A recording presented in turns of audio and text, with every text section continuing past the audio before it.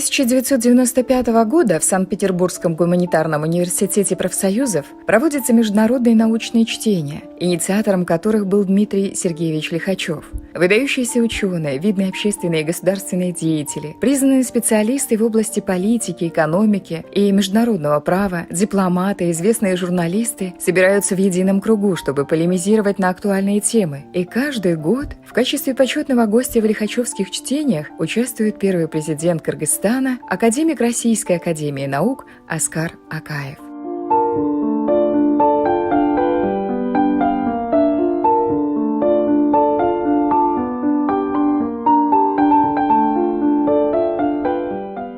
Меняется четвертое поколение локальных цивилизаций при лидерстве, или даже, может, лучше сказать, доминировании западных цивилизаций, пятому поколению локальных цивилизаций при лидерстве восточных цивилизаций, прежде всего китайской, индийской, евразийской, во главе с Россией и других восточных цивилизаций. То есть мы переживаем сегодня глобальный цивилизационный кризис.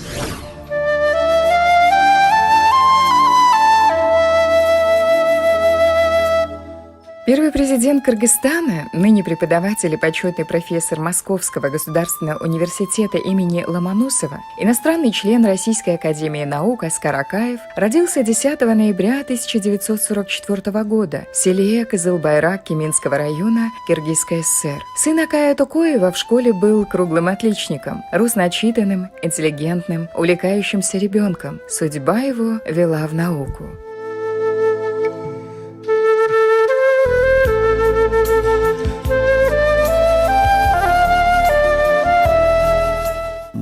Росли в такие трудные послевоенные годы и всегда трудились.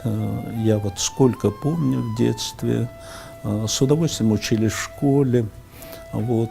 Потом с удовольствием трудились и дома, и в колхозе, в общем, всюду как-то в трудах, заботах. Мне кажется, это очень важный такой воспитательный элемент, фактор во все времена. В школе я увлекался авиамоделизмом. Вот в старших курсах я прочитал книгу выдающегося авиаконструктора Яковлева. Он писал и для детей тоже записки авиаконструктора. И вот у меня родилась мечта стать авиаконструктором и поступить в Московский авиационный институт.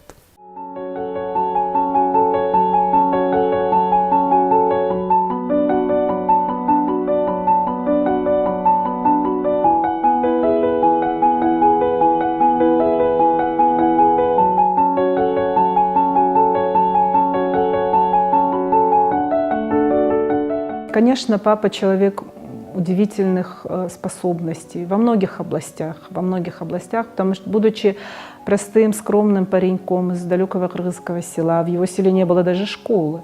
Школа уже была построена, он уже был президентом, там ему было 60 с чем-то лет. Он ходил в школу в соседнее село. Вот. И, конечно, уникальные способности, например, научные, у него обнаружились еще в детстве, потому что в свое время они с друзьями в 8 классе, с одноклассниками сделали такой вот ГЭС на нашей речке, там местной, в селе. Вот. А уж учителя, многие пришли фронтовики, кому-то кто-то не доучился, не всегда хватало образования самим учителям. И вот его учитель рассказывал, что, например, математик он давал там в старших классах сначала папе решить перед экзаменом или перед контрольной задачей, а потом он уже по нему все проверял.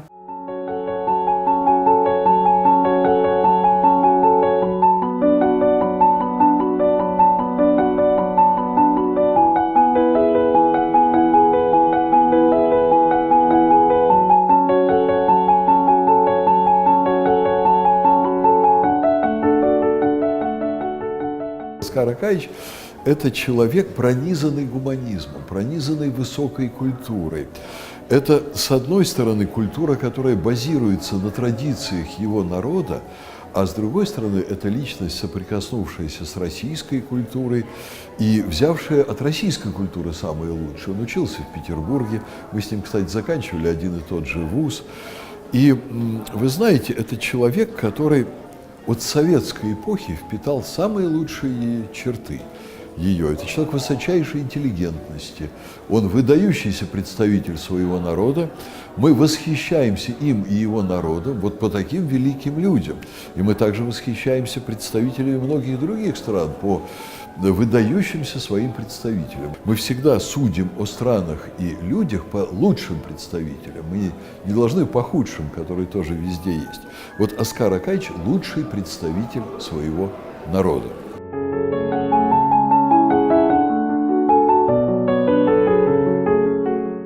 В 1967-м студент из кыргызской глубинки с отличием окончил Ленинградский институт точной механики и оптики и поступил в аспирантуру. В 1971-м защитил кандидатскую диссертацию, а еще через 10 лет стал доктором наук.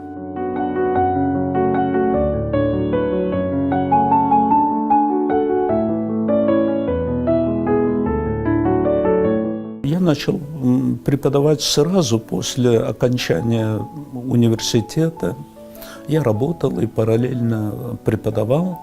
Вот, и это мне доставляло огромное удовольствие, потому что действительно, когда преподаешь в возрасте молодого специалиста, вот обучаешься дважды, как бы, вот готовясь к лекциям.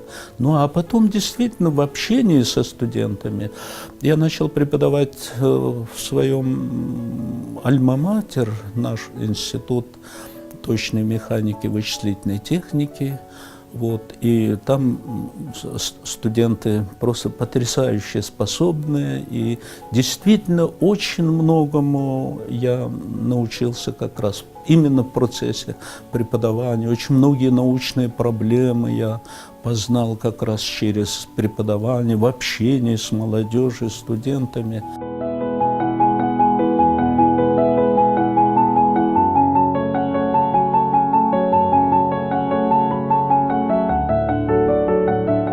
На должность президента молодой Среднеазиатской республики Оскара Акаева избрали 27 октября 1990 года. В последующие годы его еще трижды переизбирали на этот пост. Оскара Акаева называли редким интеллектуалом международного класса в политике, а Кыргызстан – страной академиков и островком демократии. Особое внимание экс-глава государства уделял развитию культуры и сохранению в стране русского языка.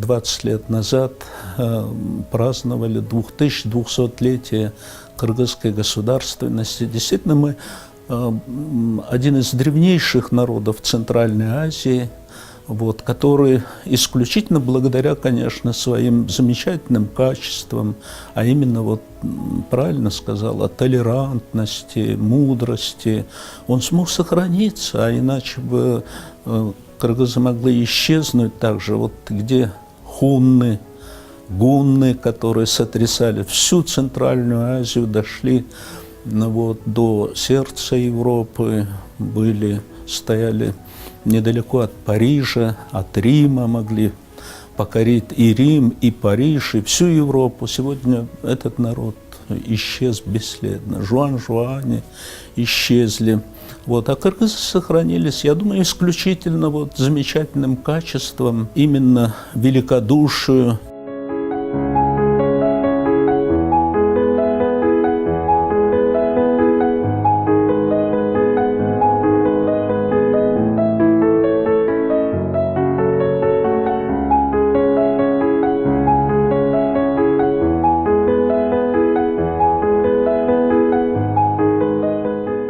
Для меня было удивительно его способностью как президента, да, до этого как ученый, я его знал. А я с этой позиции очень внимательно смотрел, как он может, как президент будет работать. Да. Но меня больше всего поражало, как он вел речь. Я думаю, что из того времени, из этих президентов, Назарбаев, там, еще в Узбекистане. Вот это и самый авторитетный был для меня это Оскар Акаевич, конечно.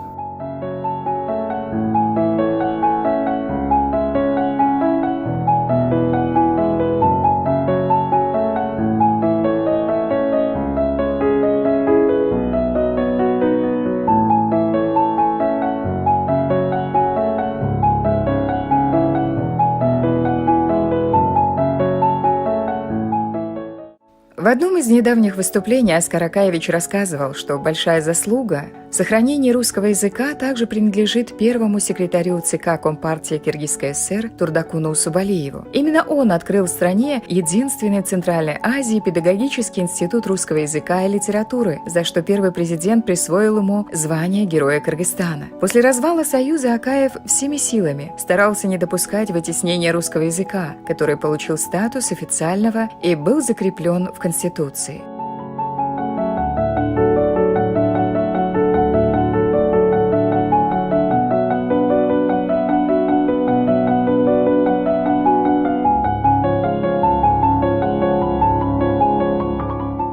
Каждый человек мечтает что-то оставить после себя, какую-то память о том, что он чего-то достиг в своей профессии.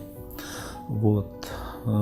И поэтому как-то я всю жизнь старался, чтобы что-то успеть сделать такое, которое бы потом осталось, в профессиональном отношении, естественно, в первую очередь.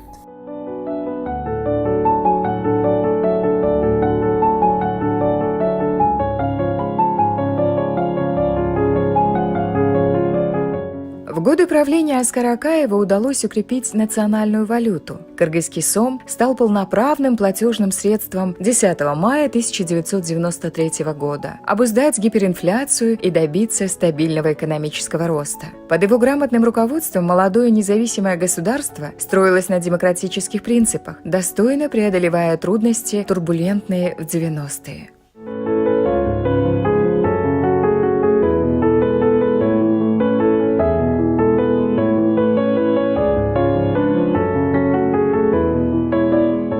До развала Советского Союза было принято решение, что мы от социалистических способов хозяйствования переходим к рыночным. Это в общем, началось уже в Советском Союзе до разрушения.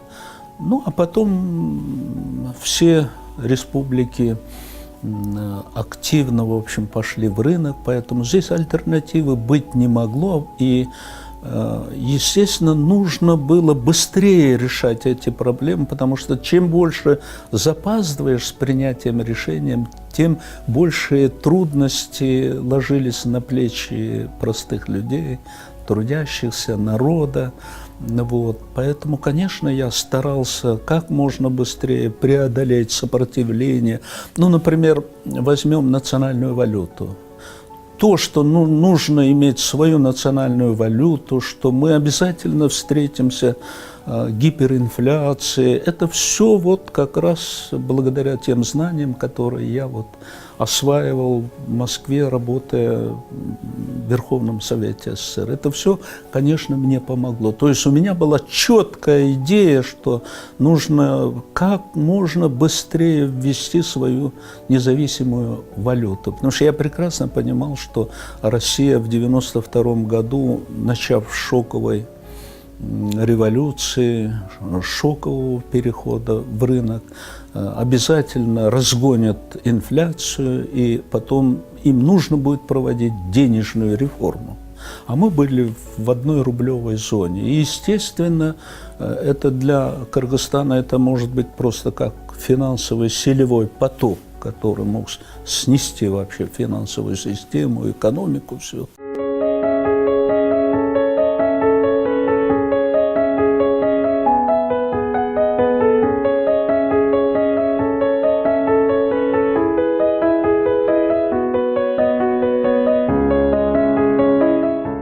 Акаев оказался президентом-реформатором, сторонником рыночных реформ и преобразований в ключевых областях – образовании, сельском хозяйстве, бизнесе.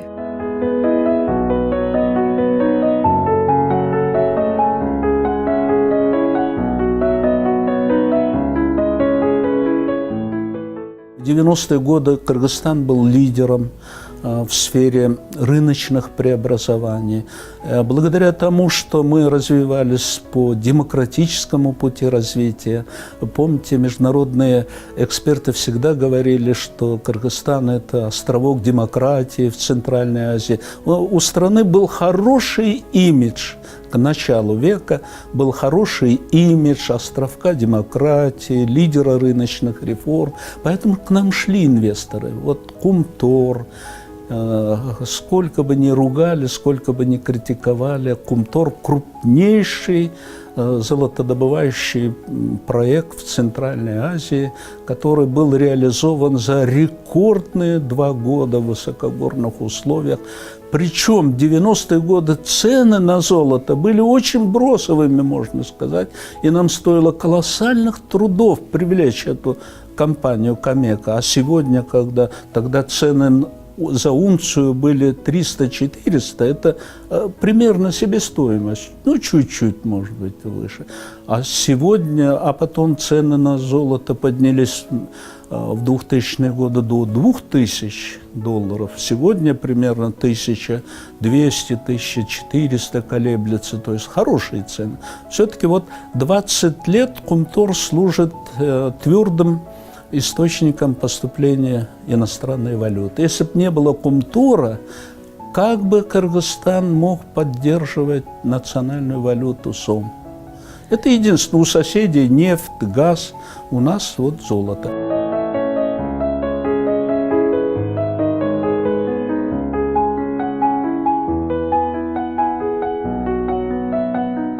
Было немаловажно под лозунгом «Кыргызстан – наш общий дом» сохранить межнациональное согласие в стране, где проживало более 80 разных национальностей и народностей. Происходили успехи и во внешней политике. Кыргызстан первым вступил во Всемирную торговую организацию, опередив другие страны на целых 15 лет. Авторитет такой маленькой, но при этом интеллигентной и образованной республики с каждым годом рос на международной арене.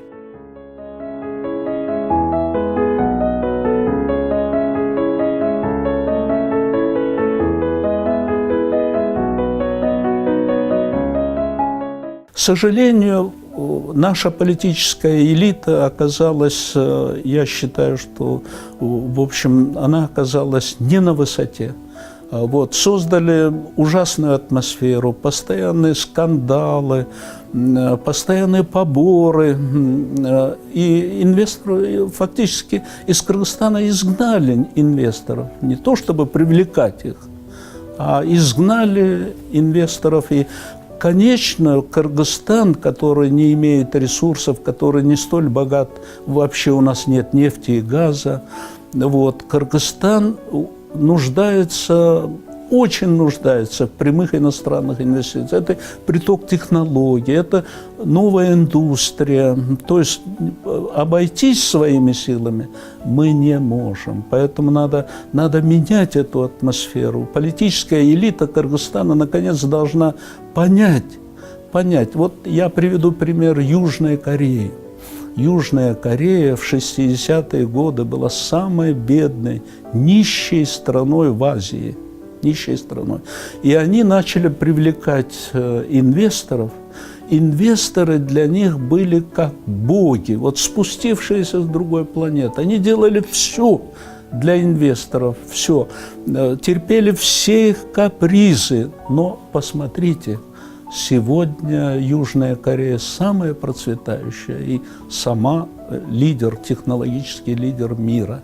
То есть без иностранных инвестиций, конечно, невозможно. Поэтому вот элита политическая должна понять свою ответственность, уйти от этих популистских скандалов, поборных скандалов. Ведь все эти спекуляции в основном затеяны для чего? Для того, чтобы вырвать что-то у этих инвесторов вот, под какими-то скандалами, под тем, чтобы замять эти скандалы. Поэтому, конечно, круто менять надо отношение к инвесторам в республике. Без этого будущего развития Кыргызстана не будет.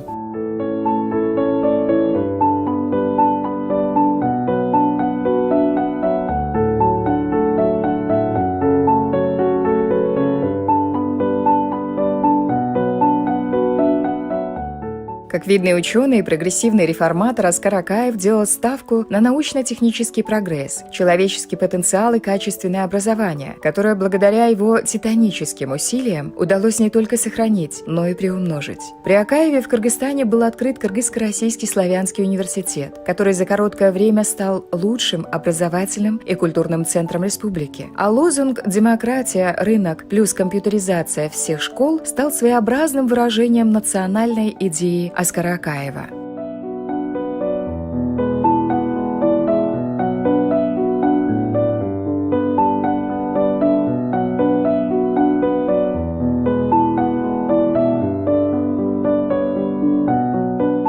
То, что мы в 90-м году создали ряд международных университетов, это, конечно, пошло на пользу. Все-таки худо-бедно они именно поддерживают такой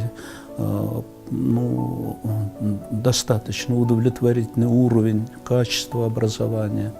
Вот я беседую со многими представителями Кыргызстана из научной, образовательной, культурной сферы, и все они говорят, что вот турецкий университет, кыргызско-турецкий университет МАНАС, американский университет, кыргызско-российский университет, они более-менее вот поддерживают необходимый уровень образования. Это, конечно, было замечательно. Замечательно. И такая договоренность была с ЮНЕСКО у нас. Вот. Агахан открыл свой университет в Нарыне. Я слышал, что там прекрасные условия тоже, да, обязательно. Вот. Я считаю, что вот такое разнообразие университетов должно быть, чтобы поддерживать необходимый уровень образования. Иначе, если мы замкнемся в своей национальной... Когда мы были частью Советской империи, Советского Союза, и преимущества империи всегда сказывались на уровне образования, потому что был центр империи развитый. Вот. Так что здесь бесспорно это было бы хорошо. Но я слышал, что число университетов сейчас, конечно, слишком тоже подрывают. То есть это время от времени, конечно, надо расчищать это поле тоже, повышать. Вот шанс хороший сегодня после визита президента России Владимира Владимировича Путина с большой группой ректоров, выдающихся России, шанс большой. Все-таки Россия сегодня одна из передовых стран в области образования, потому что с российским образованием сегодня очень многие молодые россияне конкурентоспособны на Западе, на всех рынках труда. Поэтому вот этот шанс надо использовать. Я слышал, что и в Славянском университете качество упало. Сейчас надо второе дыхание.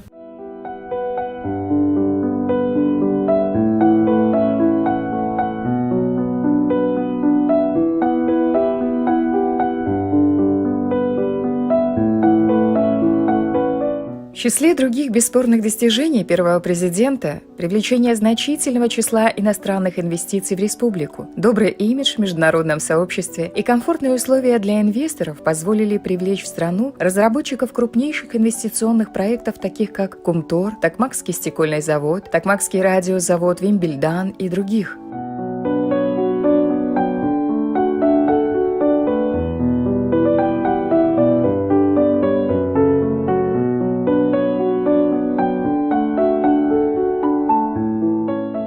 Судьба моя, в общем, даже лидера страны, все-таки она не столь, мне кажется, значима, когда речь идет о будущем народа, о будущем развитии. То есть мне хотелось, чтобы Кыргызстан все-таки твердо шел по пути демократии, потому что именно демократический имидж привел к нам инвесторов, привел к нам приток международной помощи, они же действительно сыграли свою роль.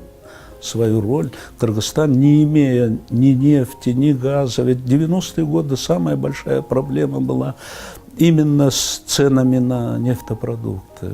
А мы закупали, они пошли все вверх. Вот. Поэтому я считаю, что в Кыргызстане конечно, и в будущем эти два императива должны сохранить. Если мы хотим развиваться, расти.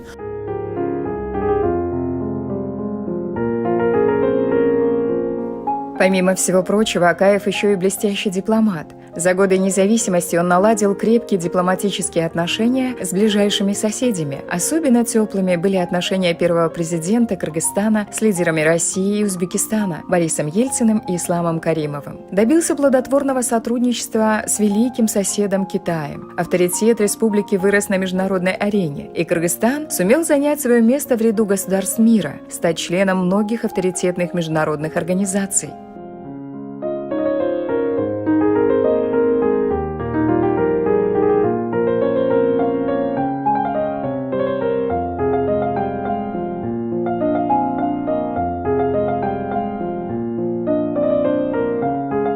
Исключительно благодарен народу Кыргызстана, что в этот трудный такой переходный период они доверили именно мне руководство республикой. Конечно, это для меня всегда очень дорого. Я, конечно, обожаю свой народ, который оказал мне такую высочайшую честь.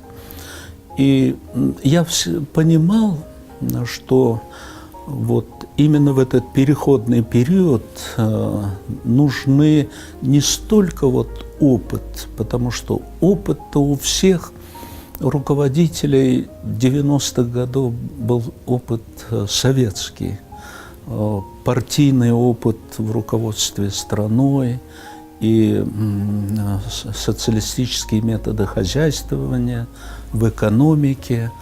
Но поскольку мы переходили к рынку, этот весь опыт был, конечно же, тяжелым грузом, который тянул назад.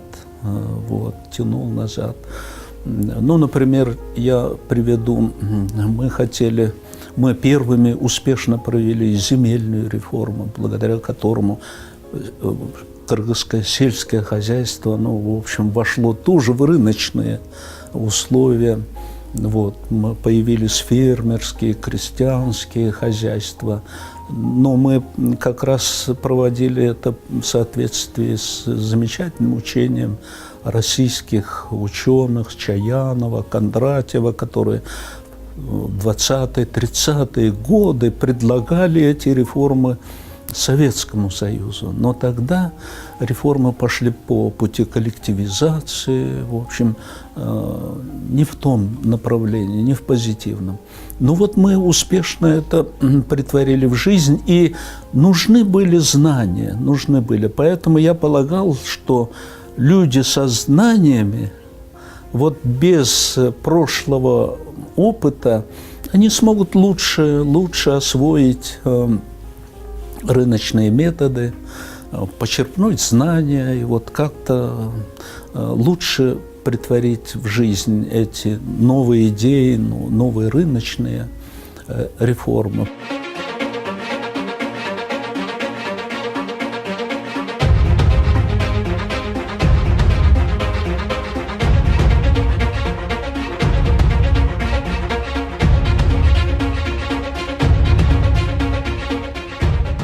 Тюльпановая революция, после которой Акаев был вынужден уехать с семьей из страны, случилась 24 марта 2005 года. Моим последним президентским указом был приказ не стрелять. Неоднократно вспоминал он в своих интервью. На площади Алату тогда действительно не пролилось ни капли крови. В отличие от своего сменщика, Акаев всегда был и остается решительным противником применения силы. По злому року судьбы Кыргызстану было уготовано пережить две революции. Страна поднималась из пепла после разрушительных набегов мародеров и трагических апрельских событий 2010-го, предшествовавших бегству второго президента Курманбека Бакиева.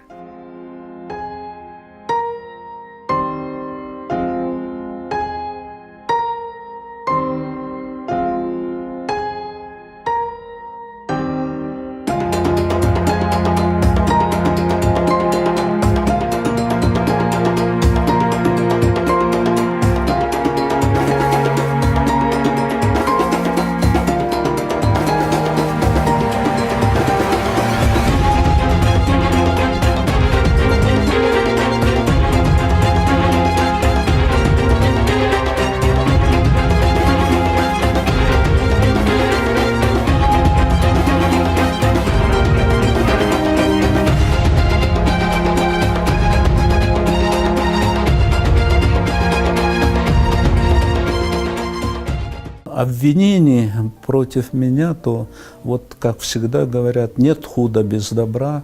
Мой преемник Курманбек Бакиев, он как раз одним из первых указов в 2005 году создал такую огромную комиссию, которая должна была заниматься поиском как раз материальных, валютных, прочих ценностей семьи Акаева. Вот. Я благодарен им за это. Да, тогда действительно целый год писали, муссировали. Комиссия, в общем, они проверили все предприятия республики. Вот. Ну, а потом мой самый главный оппонент, в то время генеральный прокурор Бекназаров, он сам объявил, что он был как раз одним из сопредседателей комиссии, другим был другой мой оппонент, вице-премьер правительства, потом он работал премьером правительства. Объявили, что вот никаких материальных ценностей в республике не нашли, начали искать валютные источники, наняли международного сыщика Либермана, такого известного за $1 или $500 000. Тот искал, ФБР помогало по просьбе Бакиева. Вот, и это посол Соединенных Штатов Америки подтверждал это. Ну вот следующий генеральный прокурор Конгантиев, он как раз официально объявил, что да, платили Либерману, помогало ФБР, но ни цента Акаевского, к сожалению, не нашли, а то бы вот привезли и осчастливили народ. Так что они меня, в общем, оправдали. Я считаю, что хотя 2 года, конечно, много крови, много нервов наших, потому что тогда во всей прессе писали, то, оказывается, то, в общем, приписали всю республику, как будто мы приватизировали, прихватизировали. Вот. Так что я считаю, что моя совесть перед народом чиста, да, и за это спасибо Бакиеву, хотя хоть он таким методом, но он доказал, что мы ничего не присвоили, никаких у нас валютных ценностей нет.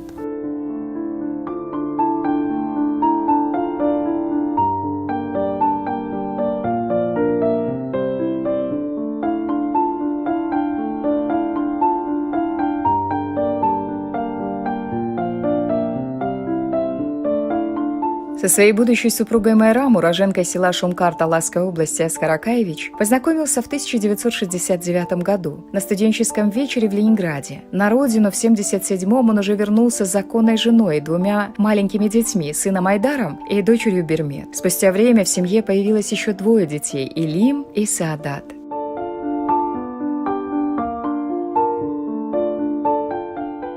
Бесспорно, вот все достижения, которые у меня были в науке, конечно, это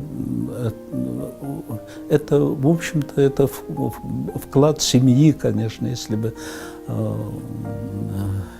бы не семья, конечно, я не смог бы всего этого достичь без поддержки Майрам. Вот, поэтому она всегда старалась, и дети вслед за ней, они всегда старались вот оберегать меня, чтобы мне ничто не мешало заниматься научной деятельностью. И это во многом способствовало, конечно, моему такому научному такому росту, вот, и научной карьере. Так что здесь роль семьи просто она главная, первостепенная, я бы сказал. Вот теперь, что касается особенно роль семьи, конечно, важна в трудные времена.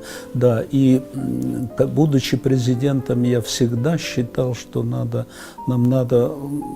чтобы общество, чтобы оно было здоровым, прогрессивным, оно должно все-таки строиться, ценности общественные, они должны все-таки на этом богатом фундаменте именно семейных ценностей. Поэтому я стремился в годы президентства как-то вот показать свою семью, чтобы Майрам тоже активно участвовала в строительстве новой Кыргызской республики, но большинство, вот, к сожалению, конечно, это воспринимали негативно, то, что называли семейным правлением, хотя вы знаете, что ни один из моих братьев родных, ни родные Майрам, они нигде никаких постов не занимали в годы моего президентства. Но Майрам активно участвовала, потому что у нее таланты, вот, работы с детьми, она хотела поднимать, то есть она хотела, чтобы дети Кыргызстана росли, имели возможность доступа к самым передовым знаниям, поэтому она в каждом районе создала детские образовательные центры, оснастила их компьютерами, она привозила из-за границы 1500 школ она оснастила компьютерами. Я считал, что нам надо культивировать как-то авторитет семьи, семейные ценности, поэтому старались. Но здесь вы правы, я встретил, конечно, непонимание, что жена должна сидеть дома, почему она вмешивается, никуда не вмешивалась, она хотела помочь детям Кыргызстана как-то вырасти, она собственноручно привозила талантливых музыкантов в консерваторию, вот, и сейчас среди ее воспитанников выдающиеся пианисты, скрипачи, которые вот на международном уровне выступают сегодня. Конечно, вот это было важно, очень-очень важно, чтобы первая леди тоже этим занималась.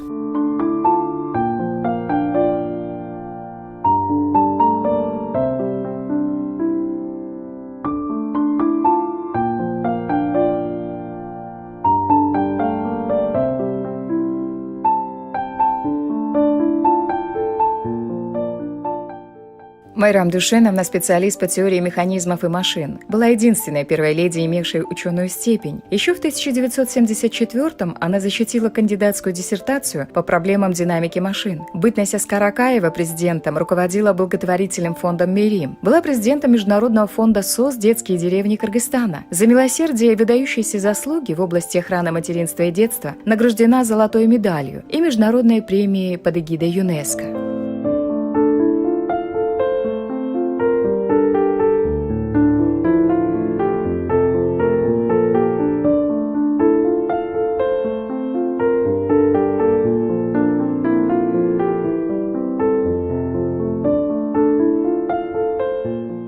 Семейная жизнь моих родителей в первую очередь, конечно, вообще наша семья, в первую очередь заслуга мамы. Вот, мы этого не скрываем, и папа первый, кто это признает, что все в семье у нас держится на ней и до сих пор. Она наш двигатель, она наш мотор, она наша сила, она... Да, и мама, конечно, она классическая кыргызская женщина, вот, которая посвятила всю свою жизнь нашему папе. Но в то же время она всегда считала очень важным иметь свою собственную жизнь, профессиональную, духовную. И поэтому, и как-то она умела все это сочетать, будучи образцовой супругой. Наш папа гвоздя не забил, как говорится, в своей жизни. Она никогда не загружала его вопросами быта, ничего, чтобы его отвлекало от науки. Вот она всем всегда занималась сама, в том числе большая тяжесть по воспитанию детей тоже на нее легла, потому что папа был очень занят всегда. Вот. И, конечно, мама вложила в нас огромные усилия, приложила для того, чтобы мы могли вырасти образованными людьми, ценящими образование, науку, культуру, искусство.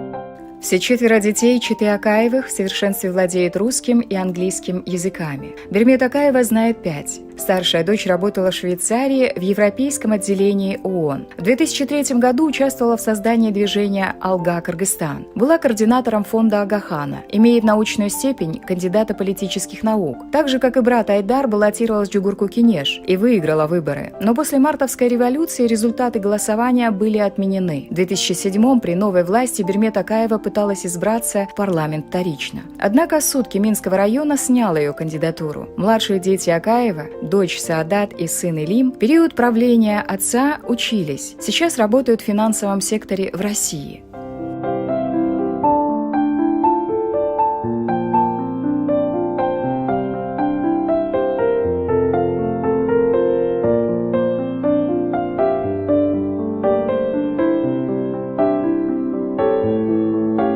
Мне в жизни очень повезло, что первые несколько лет папа меня активно воспитывал.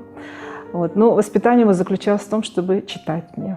Он с детства читал мне все сказки, привил мне любовь к чтению, привил мне любовь к литературе, привил мне любовь к истории. То есть такой уже с рождения я получила от него заряд, который у меня, наверное, держится до сих пор и, наверное, продержится всю жизнь, потому что я не растеряла своего интереса ни к истории, ни к литературе, ни в целом к миру. А самые мои главные воспоминания о папе – это, конечно, его согбенная спина, потому что я его помнила всегда в работе. В Бишкеке мы делили с ним комнату, это был его кабинет, и моя комната, я там спала, жила. И я засыпала, он работал со своей согнутой спиной, согбенной спиной. Я просыпалась, он уже работал, успевал перед лекциями подготовиться еще. По ночам он писал книги, свои работы, статьи. По утрам он готовился к лекциям, к предстоящему дню. И для меня это самое, наверное, главное воспоминание.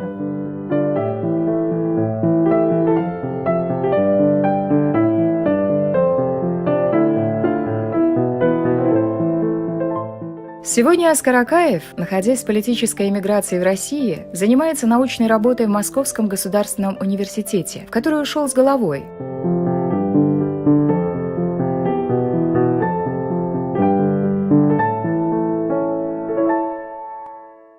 Я имею счастье работать в первом главном университете России, Московском государственном университете имени Михаила Васильевича Ломоносова, причем на механико-математическом факультете. И механико-математический факультет, и еще физический, биологический, эти факультеты особенные, конечно. И там к нам приходят в основном выпускники физико-математических школ, которые сохранились в России. Это победители международных олимпиад по математике, биологии, физике. И поэтому меня очень поражает контингент, студенческий контингент на механико-математическом факультете. Он такой же выдающийся, талантливый, какими были студенты в советскую эпоху, 60-е, 70-е годы.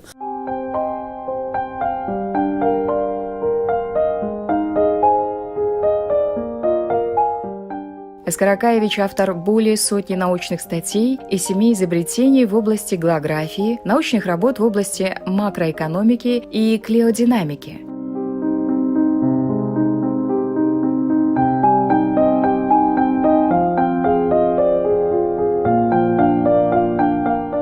Человек, когда уходит из власти, да еще преданный, всегда нас предают, всех, кто руководители и так далее, у него, как правило, всегда есть чувство озлобления, желание отомстить. Во всяком случае, это невозможно сделать на озлобление. Я ни разу не слышал от него каких-то таких, знаете, отрицательных каких-то характеристик о тех людях, которые, в принципе, его предали. Это мудрость.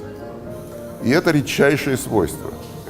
Это почти никогда не встречается.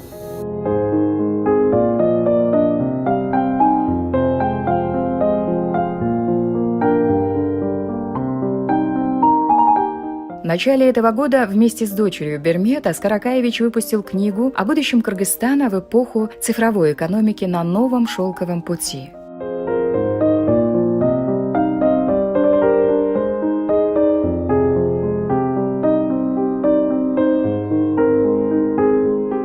Книга вышла совсем недавно, поэтому, конечно, говорить о ее реализации, о реализации заложенных там идей пока тяжело. Вот. Но папа, несмотря на то, что давно уже не живет в Кыргызстане, тем не менее, естественно, болеет, как человек, который создавал современный Кыргызстан, который создавал те институты, которые до сих пор здесь работают, выстраивал стратегию развития страны. Естественно, он не может не думать о родине, о своем народе. Поэтому это постоянно в его голове, это постоянно. И в какой-то момент накопилось очень много материалов, накопилось очень много наблюдений. И мы много с ним всегда обсуждали, как лучше построить будущее Кыргызстана, как могли бы, какой путь был бы лучшим для Кыргызстана, потому что вопрос до сих пор не закрыт, мы не знаем, мы страна еще очень молодая, только устанавливаем, укрепляем, ищем даже в некотором роде свою государственность, тип государственного устройства, и это, наверное, займет еще какое-то время, пусть путем нелегким, методом проб и ошибок, что называется, но тем не менее поиск идет, и мы вырабатываем принципы своей государственности. Вот Москва тоже не сразу строилась, наверное, займет это какое-то время. Естественно, нашего отца это не может не волновать, не интересовать, поэтому он очень внимательно следит за тем, что здесь происходит, он все анализирует. И мне кажется, лучше него все равно эту страну не знает никто, потому что он сам писал Конституцию, он сам работал с международными организациями, с донорами, с главами государств. Все пропускал через себя. Он не был руководителем, который вот все спускает вниз, а потом что-то подписывает. Приходилось заниматься всем, особенно в начале, когда было мало специалистов в разных областях. И вот на основе тех размышлений, того анализа, который он проделывал эти годы, образовался такой труд, который он сделал в несколько необычной форме. Моя роль здесь очень скромная, я должна признаться сразу. Я в основном выполняла роль где-то критика, где-то человека, который ставил вопросы и проблемы. И я помогала с поиском материалов, с подбором информации, ну и так далее. То есть моя роль была больше, наверное, технической.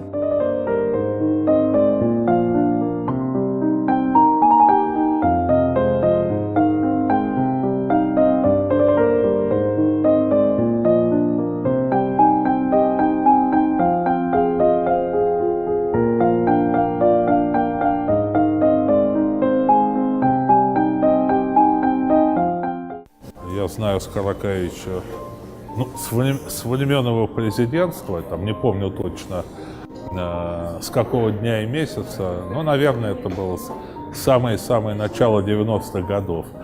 Я был в Киргизии, в Бишкеке, там у него, когда он был президентом, все на Иссык-Куль собирались съездить, с ним как-то так вот тогда не получалось. Ну и, соответственно, я знаю вот всю историю, когда он вынужден был уехать из Бишкека, из Кыргызстана, поселился в Москве. Вот в этот момент мы стали плотнее общаться. Я был у него там на даче, где вот он поселился. В некоторой степени мы дружим с семьями, потому что я Марам Душевну хорошо знаю.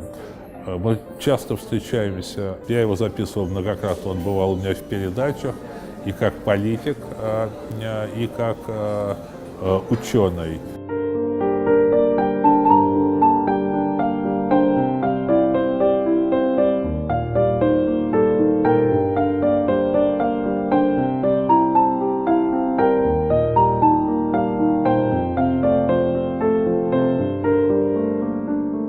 Есть подъемы, есть и падения, но он об этом рассказывает всегда с таким настроением, всегда с такой любовью и всегда поздравляет. Потому что каждый музыкант понимает, что он вкладывает свою душу.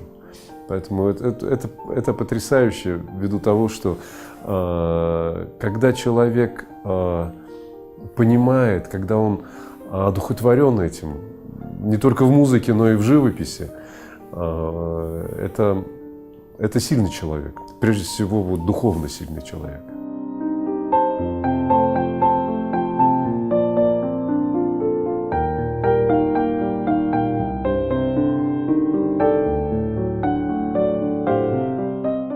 я все-таки живу мечтой.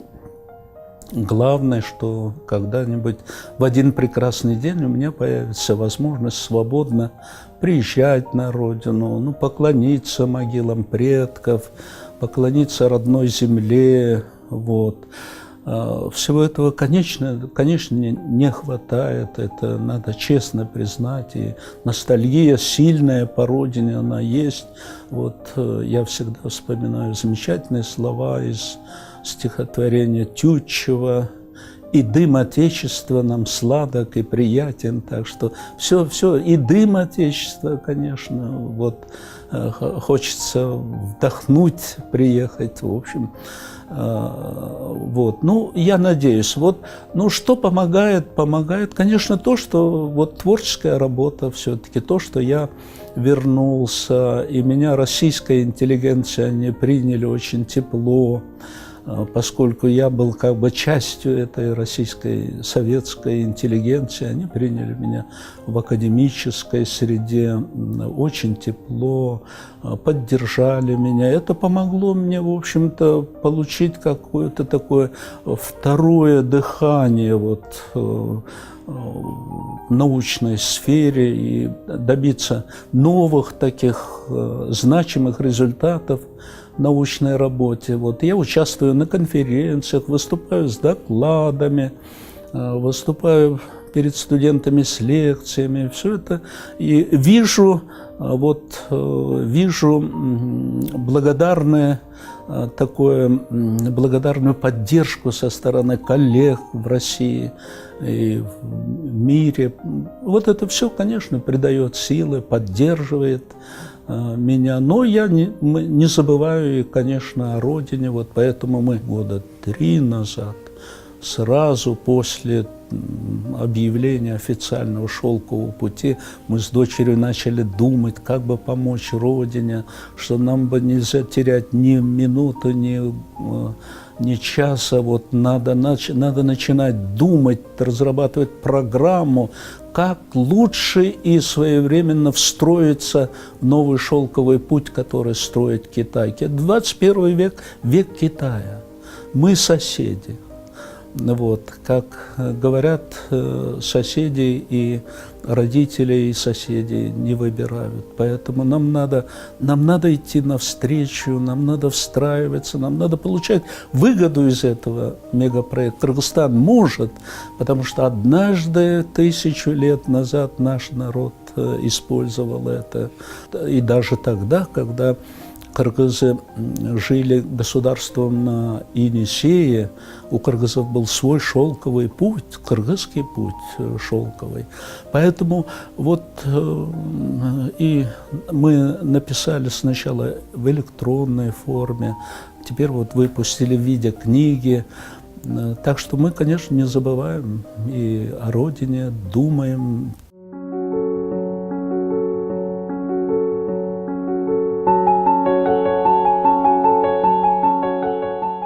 К 90-летию великого советского кыргызского писателя Чингиза Айтматова Аскаракаев, который был дружен с гением литературы, написал большую статью. Мемуары о жизни и творчестве мэтра он завершил так. «Жить по Айтматову в 21 веке – это значит жить по совести, по правде, поступать по справедливости, следовать принципам демократии, общечеловеческим нормам морали и нравственности. Будут всегда жить его бессмертные заветы, любить родную страну, заботиться о народе, хранить как зеницу ока гражданский мир и согласие, двигаться вперед к светлым демократическим идеалам. Молодежи 21 века дано великое счастье воплотить в своей жизни прекрасную мечту героев Айтматова, возродить дух любви к человеку и отечеству, плодотворно трудиться, созидать и достойно жить на этой прекрасной земле».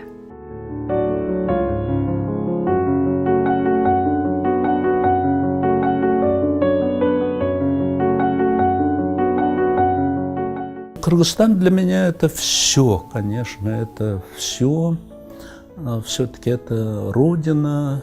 Родина есть родина, хотя, в общем, у нас так сложилось, что, в общем, мы полжизни прожили в России, в 60-е, 70-е годы. Вот последние 15 лет Россия стала второй нашей родиной. Но все-таки, конечно, Конечно, Кыргызстан – это для нас все, поэтому мы с Майрам, конечно, хотели бы обязательно вот в предстоящие годы как-то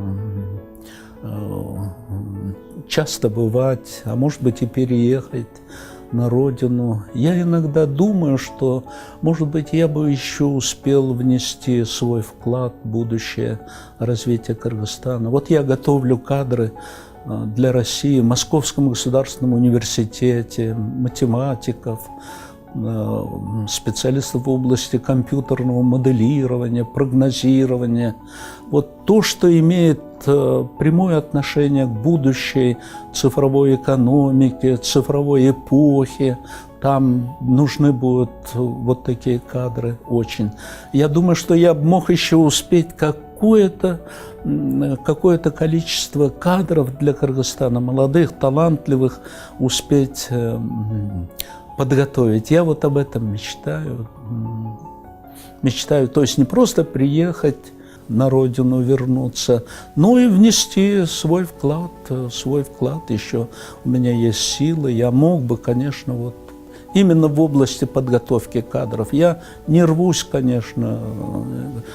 Некоторые меня спрашивают, когда я говорю о желании вернуться, огромное желание вернуться, они говорят, а кем вы хотите работать? Я говорю, что слушайте, я уже пенсионер, просто в научной работе нет предела, можно до последнего вздоха заниматься научными исследованиями, идеями. Я говорю, мог бы единственное, вот как профессиональный ученый, читать лекции, подготовить кадры. Вот эта новая область сейчас рождается, математика, которая будет фундаментом будущей цифровой эпохи, цифровой экономики.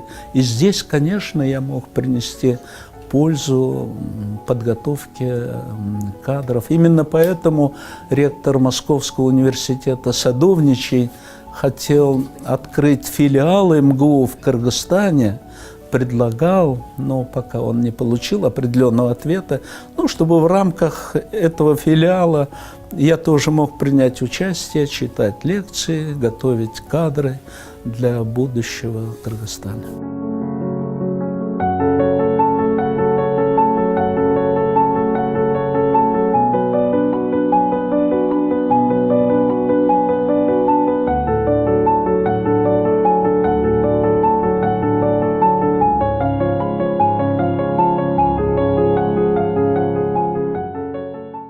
Оскар Аркадьевич для меня идеал, это пример для подражания, к нему это очень привлекает, вот эти его качества. Вы знаете, это человек, за которым надо суметь так прожить жизнь, нет ни одного плохого поступка.